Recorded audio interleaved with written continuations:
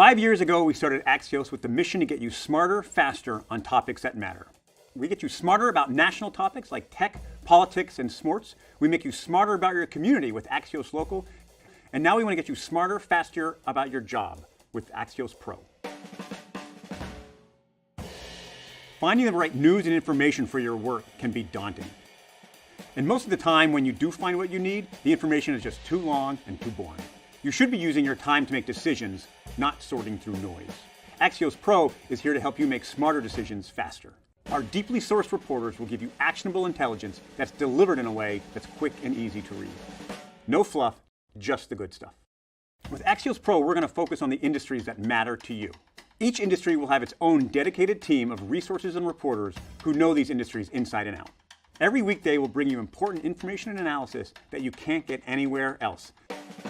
And guess what? This is just the beginning. Start your free trial at AxiosPro.com.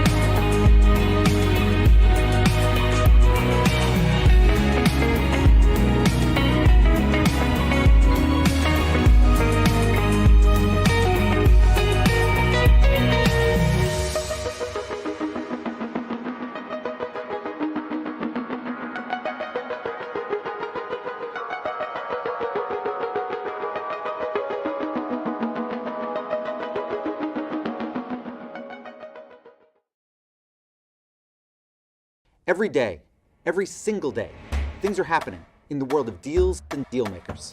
And there's never enough time to keep up with every company, transaction, announcement, or whatever. It's just exhausting. And we have a new product to help fix that. This is Axios Pro Deals, a new premium subscription product bringing you tailor-made insights like never before. For the last 5 years, Axios has helped deal professionals navigate the whole deal landscape with Pro Rata. With Axios Pro Deals, we're diving deeper into the industries that matter most to you. You just want stories on fintech? There's a newsletter for that. MedTech deals? We've got you covered. The future of retail? We'll guide you.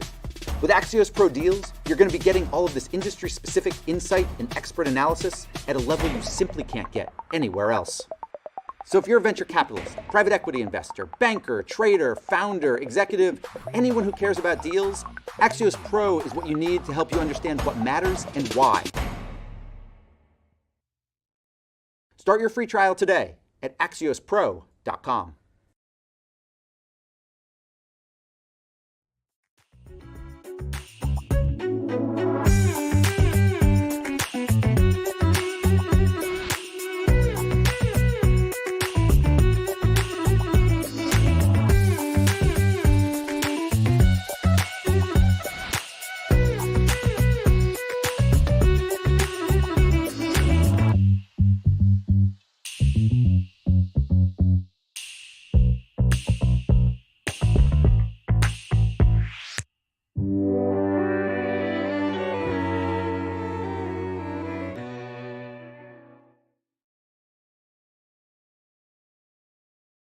Welcome to our virtual event, The Future of Food. I'm Nyla Boodoo, host of Axios Today, and I'm coming to you from Washington, D.C. Welcome to our audiences on Facebook, YouTube, Twitter, LinkedIn, and of course on Axios.com. You can join the conversation today on Twitter with @Axios and #Axios Events. You know, it's fitting that I'm joining you from my house where I just cooked Thanksgiving. Over the next 30 minutes, I'm going to be joined by my colleague, Erica Pandy, and we'll be talking about food. We'll explore the opportunities and challenges of adapting food systems to spearhead sustainability, improve global food security, and withstand the impacts of climate change. Our first guest is the founder and CEO of Grow Intelligence, Sara Menker, joining us from New York City. Hi, Sara. Hi. Hi, Nyla. It's good to meet you. And thanks for being here. Sara, when we think about the past year and we look at what's happening currently in sub-Saharan Africa and Ukraine, Would you say that the global food crisis that we worried about in the future is actually already here now? Oh, absolutely. I mean, I think we need to prevent it from getting a lot worse, which I think it has the potential to. But, if you look at what has transpired over sort of the last 2 to 3 years, really, not just because of the war, but because of a series of changes that happened in sort of our food systems that were more structural in nature and changes on the demand side, combined with, I think, just rapidly coming climate shocks that have just been disrupting food production around the world from season to season for sort of, different crops, different countries. Those two things combined had already set the stage for, sort of an unprecedented sort of price rally around food prices around the world. And then the Russia-Ukraine war was more adding fuel to an already burning fire, not really creating it. And so, when you think about what that means, it's that, sort of more people have gone back into poverty in this past year than we took out of poverty, out of last couple of decades. So, if that's not a crisis that's already arrived, I don't know what is. And so I think the climate aspect of this people are generally familiar with. But when we talk about systems and the fragility of that, what do people need to know about the existing food system at a global level? Yeah, I mean, the first thing is that it's deeply, deeply interconnected. Our food systems, our agricultural systems are global in nature. They are interconnected, both from a country to country basis, but also interconnected from a product to product basis. And it's one of those systems that you can't really deglobalize, because not every country can grow the crops it needs in its own country, because the soils and the weather might not be suitable for it, right? So it's sort of, by definition, it's a system that has to function globally. And so what that means is that when you think about, and then you have to think about the supply side and the demand side and the things that can sort of disrupt either, right? So when you think about, to your point, climate, you think about supply side shocks that occur, namely, 3 years of La Nina means lower production in the US, in South America. Major exporting countries have been hit 3 years in a row. And on the flip side, on the demand side, it's much more structural in sort of the types of changes that happen, because demand tends to change over time, excluding shocks like COVID that obviously were one-time shocks, and then we sort of readjusted our supply chains. There are changes in demand that are happening that are structural in nature, namely regions such as China becoming major importers or bigger importers of products and crops. Sub-Saharan Africa, I mean, the median age of Sub-Saharan Africa is 18 years old. It's still very young. So just sheer demographics and demographic growth drives demand growth. And then you've had sort of the economic growth story, which we're sort of obviously coming to a head with right now. But the combination of just pure demographics plus economic growth sort of drive the demand side. And so, but it is the system that has functioned through trade and through a global sort of world order that is also unraveling upon us right now. And so really have to be very careful about how we think about what the future looks like, because, barring a couple of countries, a handful of countries in the world, very few can be fully self-sufficient in all the food needs and all the sort of agricultural needs they have by doing everything domestically. The US happens to be one of them that can. So when we think about that and the idea of tackling food insecurity globally, how much of this do you think can be solved by the private sector? So, the private sector can help solve very large amounts of it by driving investment into the right areas. But you need enabling policy and enabling policy environments and stable policy environments to allow sort of for private industry to step up, right? So if you see what sort of happened even in the last 6 months because of the Russia-Ukraine war, just the number of protectionist policies that countries came up with the minute there was fear that there could be shortages of wheat, countries saying, you can't export wheat. India sort of banned the export of most types of rice, not all types, but most types of rice. Indonesia stepping in and banning the export of palm oil. All of these things are highly disruptive, not just to sort of the world, but also to business being able to plan accordingly in sort of its investment cycle. So I think private sector actually will be critical in helping solve for these challenges because the amount of investment that needs to go into doing so is really high. But you do need the right enabling policy environments to make that work.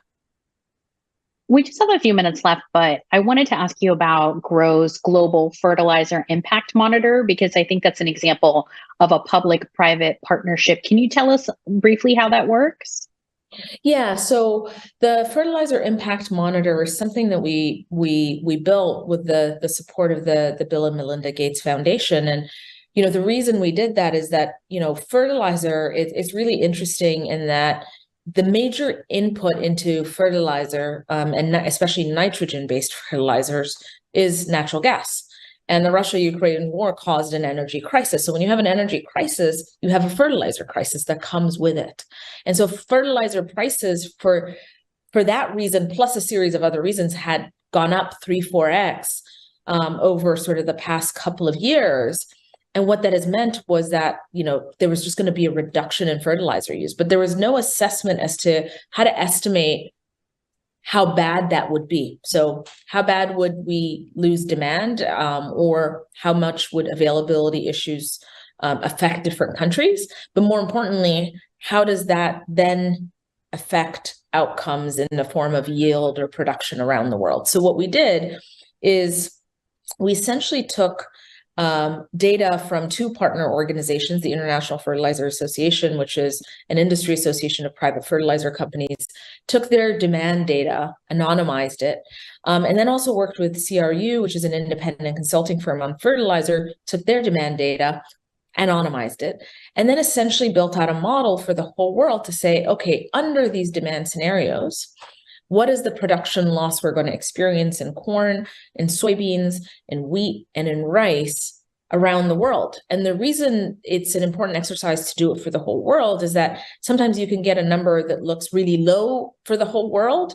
but the distribution is so skewed, and some countries are going to be hit really, really hard while others less so, and others might benefit. You want to actually understand the spatial distribution of it, but we felt like that was really important to make public good, because it was sort of educating everything from sort of the public to policymakers to have a better feel and understanding and quantify what that outcome would actually be. We've been talking a lot about the past year. As we wrap up here, I just wonder what worries you most about 2023?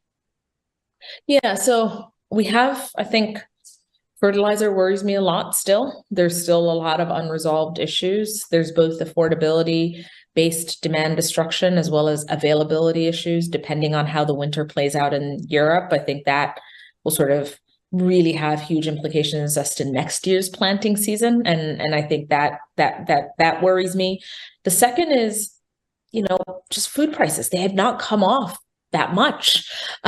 They've come off a bit since the peaks in April, but on a relative basis, the combination of a strengthening dollar plus increased food prices has meant that when you look at a 2 to 2.5 year window of price increases around the world, you're looking at places like Syria who've had 700+% increases in price of food over the last 2.5 years, or Turkey's 400%, or, Ethiopia is at over 170%. These are not small numbers for communities and for people where, essentially it's a basic good, right? It's a sort of a basic right and a basic good. So it does worry me that while we even start to resolve parts of the inflation problem, the core sort of inflationary issues associated with greater society at large is far from resolved.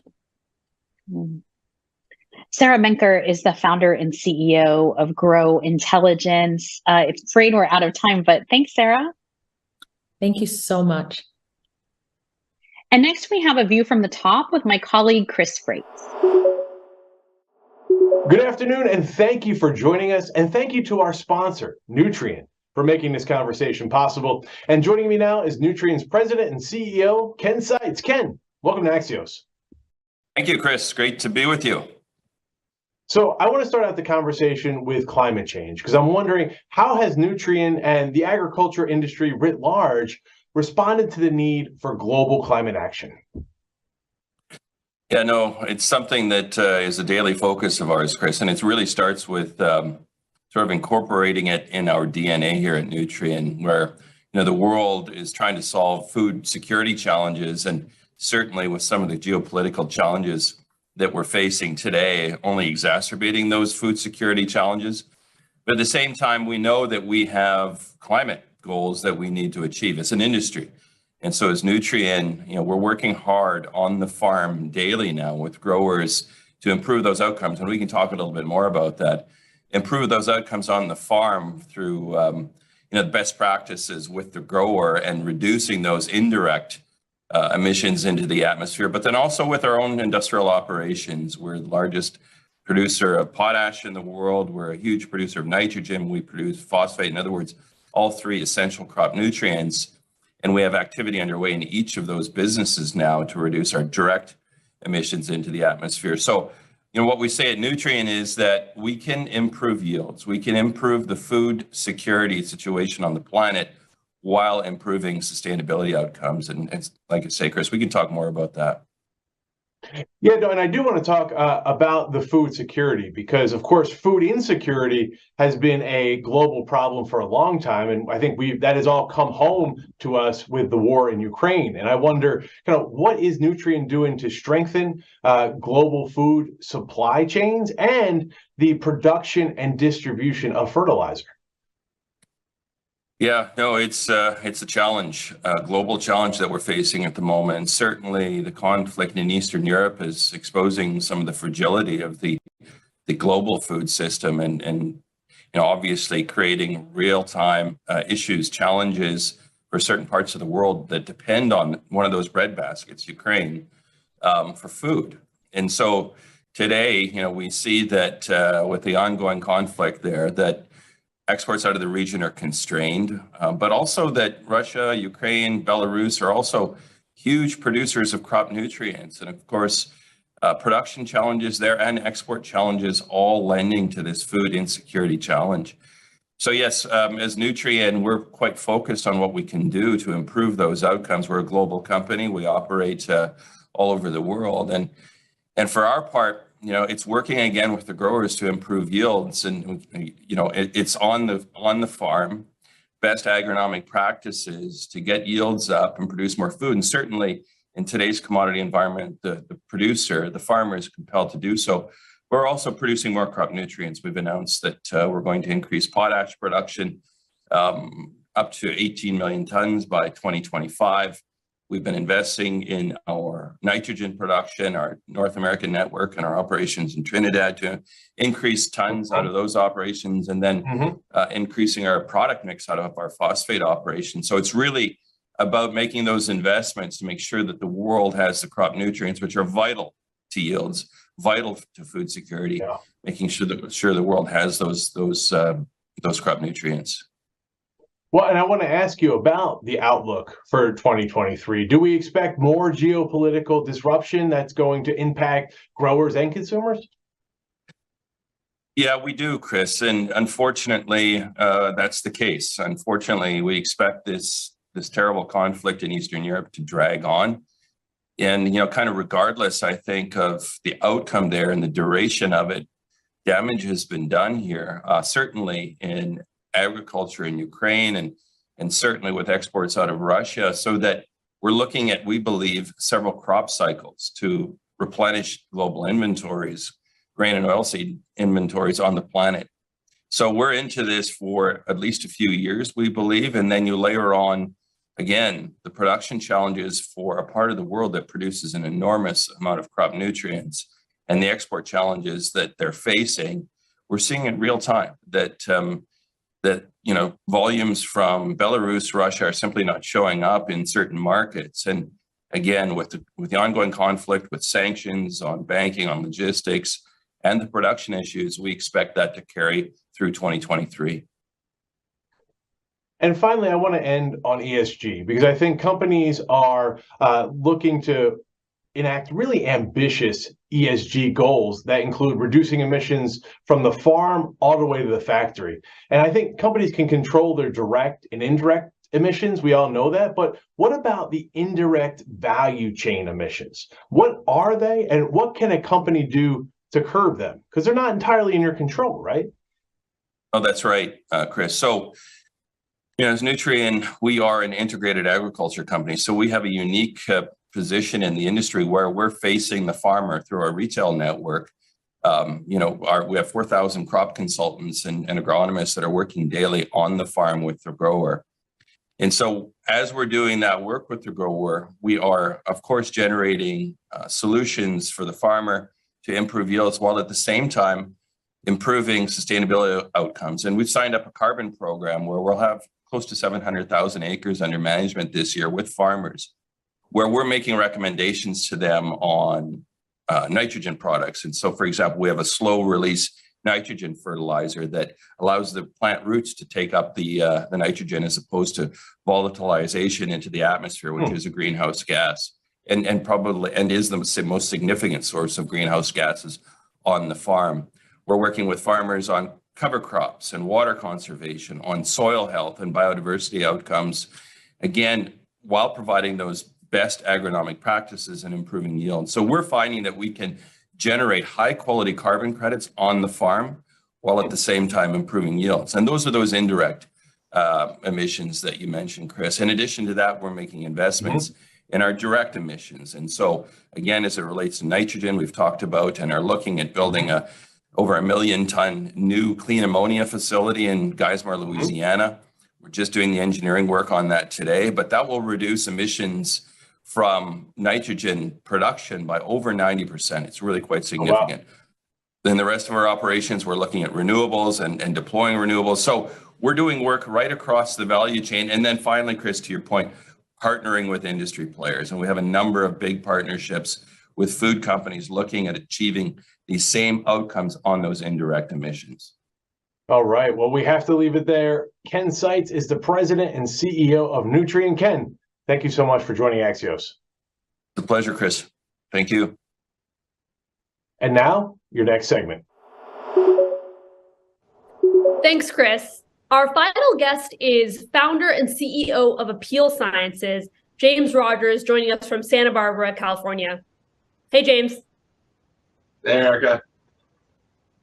So, James, I read a stat this morning from Feeding America that we waste 40% of our food here in the US. I don't know how up to date that is, but I'm sure we can do better than that as a country. And before we get into how Apeel Sciences is tackling this problem, I would love to hear from you. What are the stats that you saw? What are the things that you saw in the world that made you want to take action and go after this issue?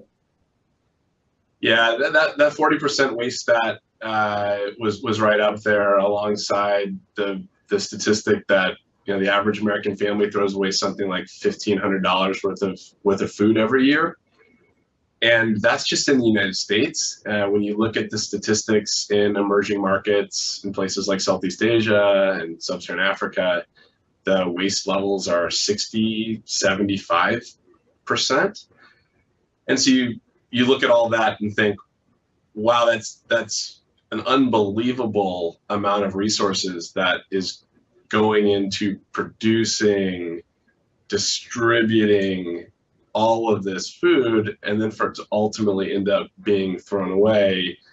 There is a huge opportunity for us to do better by the planet if we can address some of this waste. And then you look at the global dollar sign attached to all that waste, and it's in the trillions of dollars. And there's not too many, global issues out there that are measured in the trillions. And so Where are these inefficiencies happening? Is it when the food gets to our houses? Is it along the way? Is it at the store? Is it, on the ships when they're along the supply chain? Where are the biggest inefficiencies, or is it kind of everywhere? Yeah, well, we don't think about it often, but food is a living, breathing thing. When you pick a piece of food, it's still alive, and it is moving sometimes across the world to get onto your countertop at home. And so along the way, waste does happen, but overwhelmingly in places like the United States and in Europe, that waste is happening in people's homes. Mm-hmm. The supply chain has done a really good job in optimizing for reducing waste along the way, because the supply chain, that's a cost that the supply chain incurs if it ends up needing to waste something along the way. But when it ends up in your home, it's consumers that end up paying for that waste, and that's where the overwhelming majority of waste happens in places like the United States and Europe. And so the system has actually kind of gotten quite addicted to the amount of food that people throw away in their homes, because the unfortunate reality is that the food system participants believe that if people throw away less food, they're going to end up buying less food, and that's bad for business. So tell me about the products at Appeal Sciences that are trying to tackle this issue, that are tackling this issue. I mean, by definition, your coating is tasteless, it's colorless, so it's quite literally invisible. But tell us what it's doing. Yeah, we simply copied the protective barrier that nature created that protects things like oranges and lemons and grapefruit. And we took the exact same materials and we used them to protect things like strawberries and avocados and cucumbers. And by doing that, we were able to, without pesticides, without plastic, without refrigeration, give fresh fruits and vegetables more time. And when we give fresh fruits and vegetables more time, it's more likely that they get eaten instead of being thrown away. And the way that it works is really simple. We apply this protective barrier to the outside of fruits and vegetables, and it slows down the things that cause the fruits and vegetables to age, which are really simply water going out and oxygen going in. And so this invisible peel that we apply to the surface that's made out of the exact same plant materials enables the fruits and vegetables to last 2, 3, or 4 times longer, even when they're not in the refrigerator. And that's really exciting, because when you look today, and maybe try this, ask people, where do they go in their home to look for a snack? They'll tell you they go into the pantry. Mm-hmm. And they don't go into the refrigerator for a snack. The refrigerator is where they go to do work, to make a meal, or something like this. And so we see this kind of double opportunity where we're able to give food more time, which allows us to reduce waste, which allows us to feed more people with fewer resources, and at the same time increase access to fruits and vegetables, because they no longer need to be relegated to the crisper drawer where fruits and vegetables go to die. They can be out on your countertop, in your pantry, etc. So we see this opportunity to save food waste and to improve food security and improve nutrition outcomes. And you've got some new tech coming as well, right? Or maybe it's already out, correct me if I'm wrong, but tell us a little bit about that new innovation. Yeah, so the new tech that you're referring to is this tool that we've built, which allows us to non-destructively measure produce quality in a quantifiable way. And if you're not in the industry, you might think, oh, haven't people been measuring produce quality for a long time? And the answer is yes, they have, but they've been doing it by doing techniques like squeezing things. And it's kind of the same rudimentary techniques that we use in the grocery store, to knock on something or to squeeze something. And kind of use our intuition to guess at the quality. And don't get me wrong, there are some experts out there that have gotten quite good at this, but it's never been able to be digitized. And because it hasn't been able to be digitized, it hasn't been that information hasn't been able to be used to better manage our supply chain and food distribution. And so, in addition to our plant-based protection technology, which gives food more time, the new technology that we've built, which uses light basically to measure how much time a piece of fruit or vegetable has, when we combine those two things together, we create more time, and then we give the food system the ability to manage where that time goes, so that we can use the right time in the right places and give the right resulting quality to the right people, so we eat more and throw away less. So what does this look like? Does this look like me taking an avocado off my counter and pointing my phone at it and being able to learn things about it? How does this work? Yeah, no, thanks for asking. So we do the work for you. The amazing thing about working, across 3 continents and so many produce categories is we have access to all of these fruits and vegetables that we make or constantly making these measurements on. And so that gives us the ability to not just measure the quality at time 0, but also to predict how that quality will evolve over time. And so rather than you needing to make that measurement, for example, in your home, we make that measurement earlier in the supply chain, right after the produce is picked. And by doing that, we can then say, wow, this avocado only has about a day left. That should go to a guacamole factory right next door. This avocado is going to be great for 3 weeks. Maybe that should go on a truck to a store in the Northeast where now someone can bring it home with them. They're going to enjoy a high quality avocado before running into the need to throw it away because maybe it went bad sooner than they would have liked. So this tech is going to make sure the avocado lands in my cart at a more optimal time. That's right. And it's even allowing some of our partners to do things like to provide you with a box of avocados where you have a perfect avocado every day of the week, because we're able to sort them according to when they'll be perfectly ready. And so you can imagine new types of products for shoppers where you're moving away from the squeeze and the praying that it's in the right condition, or needing to run out to the store and buy something that you forgot, and actually having fruits and vegetables in perfect quality right when you want them in your home. That's what this technology enables our customers to do for their shoppers. So, Jake, we have just under a minute left. I would love to get a sense from you of just the stakes here. If we're able to, as consumers, as companies, as producers of food, save more of it, what could that do for our climate, for hunger in this world? What are some of the big problems that could be solved? Project Drawdown. Project Drawdown has estimated that reducing food waste is the single most important thing that we as consumers can do to mitigate climate change. It's that big of a problem. That settles it. And as an avocado toast millennial, I'm very excited about what you're doing next. Thanks so much, James, for your time. Thanks, Erica. It was great to spend the time with you. Thank you all for joining this afternoon for another virtual conversation that's made us smarter, faster.